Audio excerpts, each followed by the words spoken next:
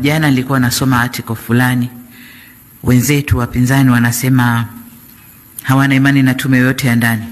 Wanataka tume itoke UN, tume itoke AU, tume itoke wapi kwa European Union, ndo zije zifanye kazi hapa kwetu Tanzania. Lakini mimi na imani sana kwa ubobezi na experience yenu, na imani sana na tume hii, na ni matumaini yangu mapendekezo yatatutoa tusogee mbele. Sasa baada ya kusema hayo, niseme tu kwamba tume hii nimezindua rasmi. Tunajua mtaweza kwenda kutekeleza. Uundwaji wa tume huu ni kuendana na sheria yetu, sheria ya tume za uchunguzi ya mwaka 2023 sura ya 32. Ndio inanipa mamlaka kuunda tume mbalimbali za kufanya uchunguzi wa mambo mbalimbali ndani ya nchi yetu.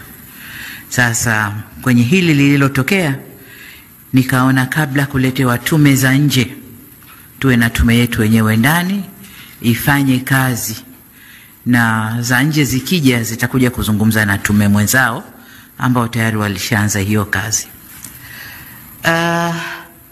Kwa ufupi kilichotokea hakikutarajiwa kitokee ndani ya nchi yetu kwa sababu ya historia tulionayo ya usalama na utulivu wa kisiasa ndani ya nchi.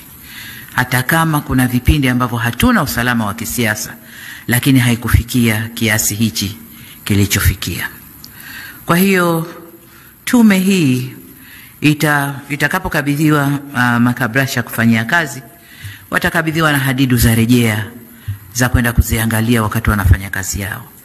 Lakini kwa ufupi, labda mimi niseme yafuatayo. Kwanza, nadhani tume tunaitarajia ikatuangalizie sababu hasa iliyoleta kadhia ile. Sababu hasa ni nini?